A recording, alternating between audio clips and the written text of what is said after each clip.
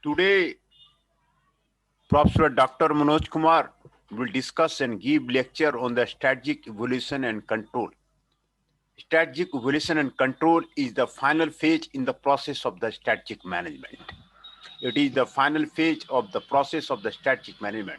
Its basic purpose is to ensure that the strategy is achieving the goals and objectives set for the strategy. It compares performance with the desired results and provides the feedback necessary for the management to take the corrective action. According to Fred or David, strategy evaluation includes three basic activities: examining the underlying base of the firm's strategy, comparing expected results with the actual results, and taking corrective action to ensure that performance conforms to the plan.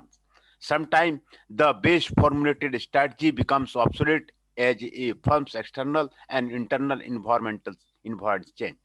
Managers should therefore identify important milestones and set strategic thresholds to assist them in knowing the changes in the underlying assumption of a strategy and, if necessary, after the basic strategic direction. The evaluation process thus works as an early warning system for the organization. Strategic evaluation generally operates at the two levels: strategic and operational level. At the strategic level, managers try to examine the consistency of the strategy with the environment. At the operational level, the focus is on finding how a given strategy is effectively pursued by the organization. For this purpose, different control systems are used both at the strategic and the operational level. Nature of the strategic evolution and control.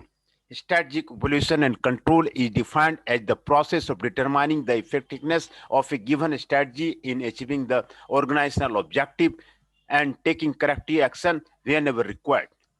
According to Pierce and Robinson, strategy control is concerned with the tracking a strategy as it is being implemented, detecting problems or changes in underlying premises, and making necessary adjustments. In contrast to post action control, strategy control seeks to guide action on behalf of the strategy as they are taking place and when the end result is still several years off. Strategy control in an organization is similar to what the steering control in a ship. Steering keeps a ship, for instance, stable on its course. Similarly, the strategy control system sends so that the extent the strategy are successful in attaining goals and objectives, and this information is fed to the decision maker for taking corrective action in time.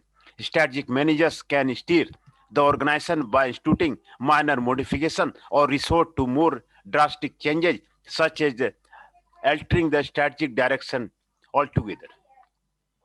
The strategic control system thus offer a framework for tracking, evaluating, or reorienting the functioning of the firm's strategy. Types of the general control system. Basically, there are three types of the general control system: output control, behavior control, and the input control. Output control means the control on actual performance result. Behavior control means control on activity that generate the performance. Input control means control on resources that are used in the performance. Output control specify what is to be accomplished by focusing on the end result. This control is done through the setting objective, target, or milestone for each division, department, section, and executive, and measuring actual performance.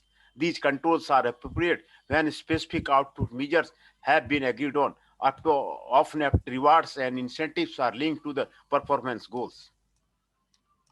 Example: sales quota, specific cost reduction, or the profit target. Milestones or deadlines for the completion of the project are example of the output control. Behavior control specify how something is to be done. This control is done through the policy, rules, standard operating practices, and orders from the superiors. These controls are the most appropriate when performance results are here to measure. Rules standardize the behavior and make outcome predictable. If employees follow rules, then action are performed and decisions handled the same way.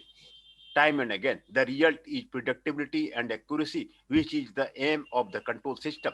The main mechanism of the behavior control are operating budgets, standard operating practices, rules, and procedures. Examples. One example of an increasingly popular behavior control is the ISO 9000 standard series on quality management and assurance developed by the International Standard Association of Geneva, Switzerland. The ISO 9000 series is a way of documenting a company's quality operation and strictly complying with it. Many corporations worldwide view ISO 9000 certification as assurance that the firm sells quality products. Input control. Input control specifies the amount of the resources such as knowledge, skills, ability of the employee to be used in the performance. These controls are most appropriate when output is difficult to measure. Basic characteristics of effective evaluation and the control system.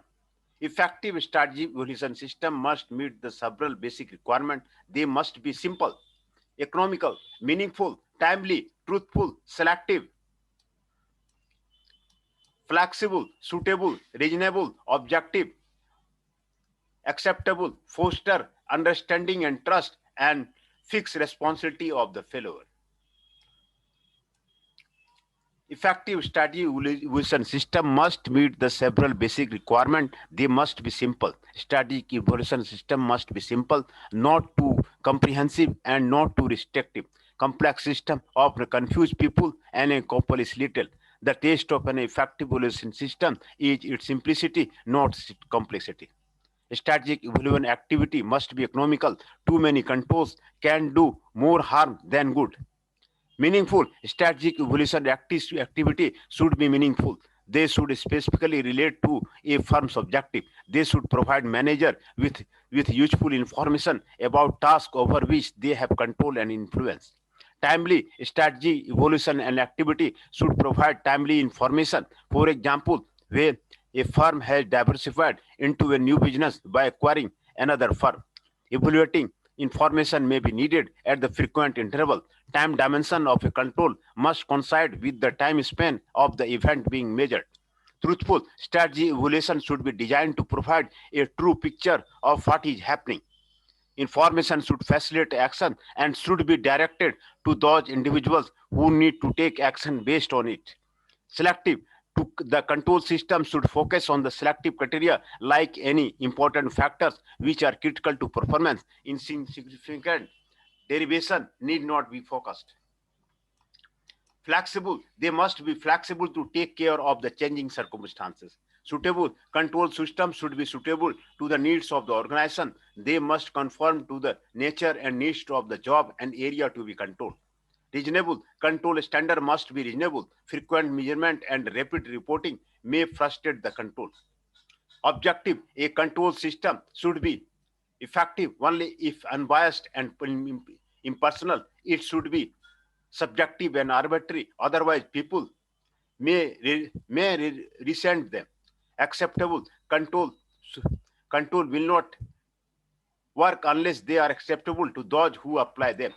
Foster understanding and trust. Control system should dominate decision, rather they should be foster mutual understanding, trust, and common sense. No department should fail to cooperate with the another in evaluating the control of the strategy.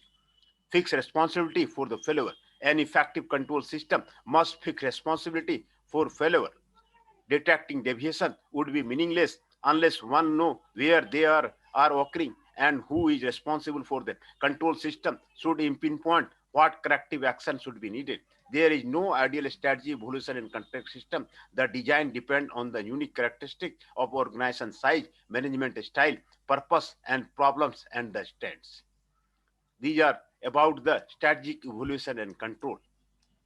Strategic evolution and the control, different types of the control system, nature of the strategic evolution and control, what are the strategic evolution and control